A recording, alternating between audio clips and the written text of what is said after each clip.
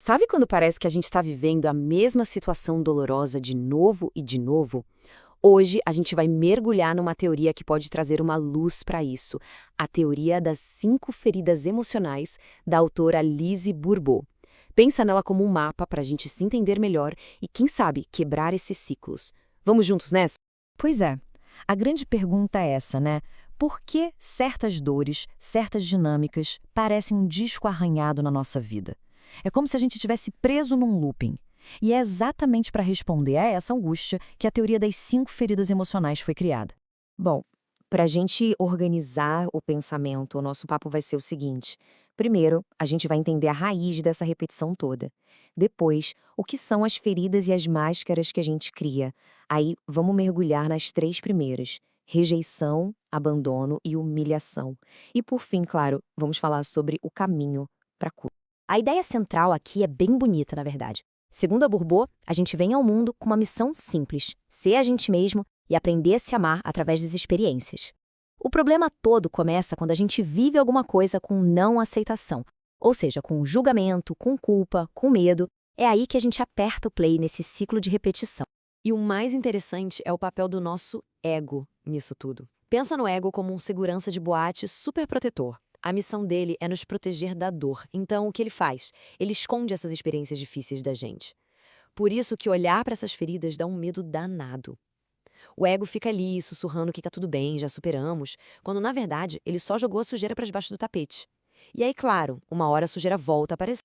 Ok, então vamos para o coração da teoria, que é essa relação entre as feridas e as máscaras. Esse é um mecanismo de defesa que todo mundo desenvolve. E o mais louco é que, na maioria das vezes, a gente faz isso sem nem se dar conta. Mas afinal, o que é uma ferida emocional nesse contexto? É uma dor que nasce lá na infância, quando a gente percebe pela primeira vez que ser 100% autêntico, às vezes incomoda os adultos. E essa descoberta é tão dolorosa que a gente começa a acreditar que tem algo de errado em ser quem a gente é. E como a gente reage a essa dor? É quase um efeito dominó. Primeiro, acontece algo que ativa a ferida. E aí, para nunca mais sentir aquilo, a nossa mente, muito esperta, cria uma máscara.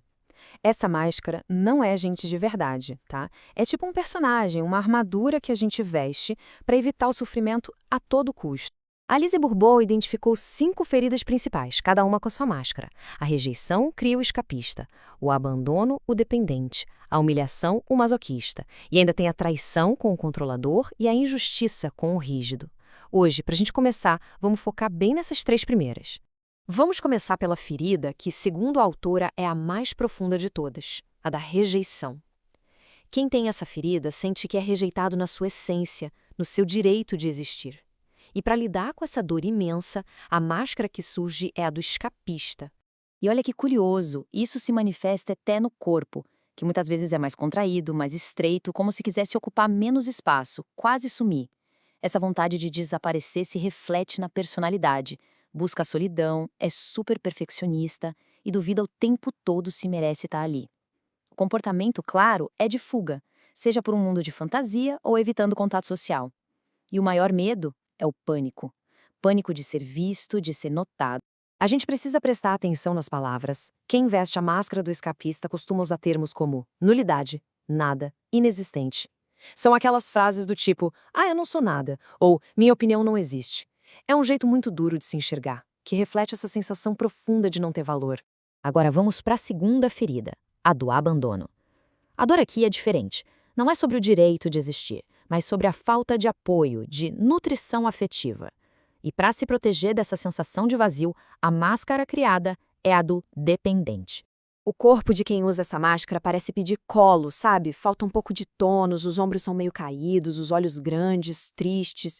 E isso se reflete no jeito de ser. É uma tendência a se colocar como vítima, a precisar de muita atenção e apoio. É aquela pessoa que pode dramatizar as coisas, chorar fácil e, nossa, como é difícil tomar uma decisão sem a aprovação de alguém. E o maior medo de todos, como era de se esperar, é a solidão. E de novo, as palavras entregam tudo. O vocabulário do dependente gira em torno de ausente, sozinho. É aquele discurso de meus pais estavam sempre ausentes, ou eu não suporto ficar só. É o medo da solidão falando alto. E chegamos na nossa terceira análise de hoje, a ferida da humilhação. Essa dor aparece quando a criança se sente rebaixada, diminuída, com vergonha, principalmente em relação aos prazeres do corpo. A máscara que se desenvolve a partir daí tem um nome forte, a do masoquista. O corpo aqui, muitas vezes, é grande e pesado, como se carregasse um fardo mesmo, físico e emocional. O rosto tende a ser redondo, os olhos grandes, com o ar inocente. E no caráter, o que a gente vê é uma hipersensibilidade. É aquela pessoa que assume a culpa dos outros, que sente vergonha de si com muita facilidade, inconscientemente acaba buscando o sofrimento, se enchendo de obrigações. E aqui vem um paradoxo. O maior medo de todos é a liberdade. Por quê? Porque existe uma crença profunda de que, se for livre, vai passar os limites e se humilhar mais ainda. E aqui tem um ponto que é crucial para a gente entender essa ferida, a diferença entre culpa e vergonha. Culpa é sobre algo que a gente fez. Puxa, fiz besteira. Agora, vergonha é sobre quem a gente é. Eu sou uma besteira. Percebe como é mais profundo? A vergonha ataca a nossa identidade. Ok, a gente olhou para essas 3 feridas, e a pergunta que não quer calar é, tá, e como a gente cura isso? O caminho, segundo a teoria, não é sair lutando contra as máscaras, mas sim o contrário, é reconhecer e tentar entender por que elas estão ali. A cura começa com uma palavra: compaixão. Quando a gente para de se julgar por usar uma máscara e entende que foi a nossa criança interior assustada que a criou para se proteger, aí sim o primeiro passo é dado. O caminho é aceitar a ferida, se perdoar, perdoar os outros e, bem aos pouquinhos, se permitir ser quem a gente é de verdade de novo. E para a gente fechar, fica essa reflexão. O autoconhecimento é uma jornada. E só o fato de identificar essas máscaras na gente, sem crítica, sem julgamento, já é um ato de cura poderoso. Refletir sobre qual dessas histórias parece mais com a nossa pode ser o começo de uma forma totalmente nova de se relacionar com a gente mesmo.